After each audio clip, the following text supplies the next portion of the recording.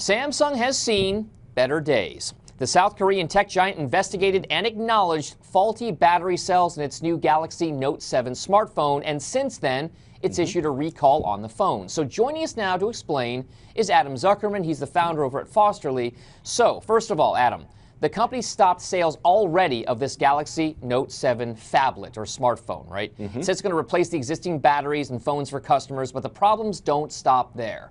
The phones are in the spotlight because of the FAA, the Federal Aviation Administration here in the United States.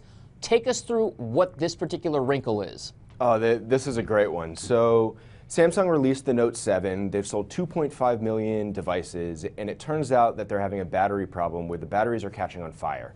It's a small percentage of the phones, of the devices, 1 in 42,000, but with 35 plus reported issues already. They said, wait a minute, we want to make sure that the customers are safe, and they did a full recall.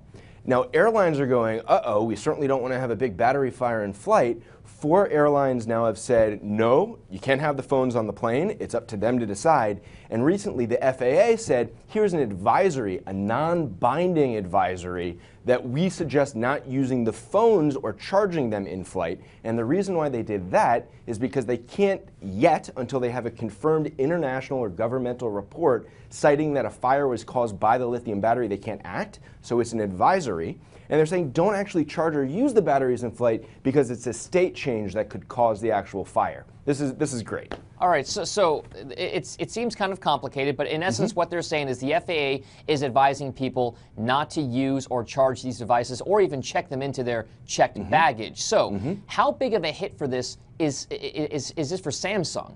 Specifically because you got Apple going live with pre-orders for the iPhone 7 with a lot of fanfare this week. How does the Apple-Samsung competitive relationship work given this kind of situation with Samsung? This is likely going to force people back over to Apple that were thinking about leaving. Fortunately, Samsung does have a very good track record of customer support. This isn't their primary phone in the line. They have the Samsung Galaxy 7 and the 7 Edge. This is the Note 7, so it's the bigger phone, which not as many people get. There's this widespread though. So if you remember back earlier this year with the hoverboard lithium battery fires, the question is how does this trickle out, and then how do you even enforce a ban for people getting on the phones, or on the planes rather? So when will we actually see the ramifications of this particular battery issue? When will we really start to see it manifest itself?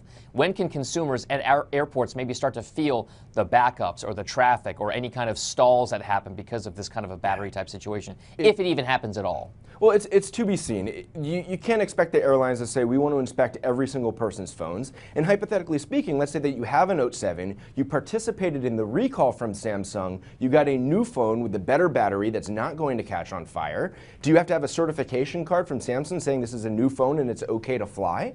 And it gets even more complicated as you go down the rabbit hole with associations, because there's an association for everything. The National Rechargeable Battery Association is weighing in on it. There's other associations that are there. But as the airlines are getting more consumer friendly, they're adding USB charging ports on their seats, they're adding plugs on their seats, people can charge, it just amps up the potential for these batteries, and it's not just in their phones, but any lithium battery to have a problem.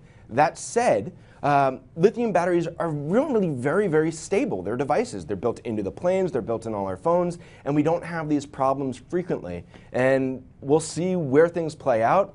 It's likely going to be a lot of rhetoric at this time. There's going to be a lot of fanfare, but I don't expect people to have to mail their phones separately. And if they're being mailed, how do they get there? Is it a slow boat, or is it on just a different type of plane? All right, so it sounds like for right now that the instances have been fairly isolated, but still enough to catch attention. We'll see if this plays out in a much bigger way. Adam Zuckerman, thank you so much for joining us. Adam Zuckerman, he's the founder over at Fosterly, and thanks for watching. I'm Dominic Chu. Have a great day.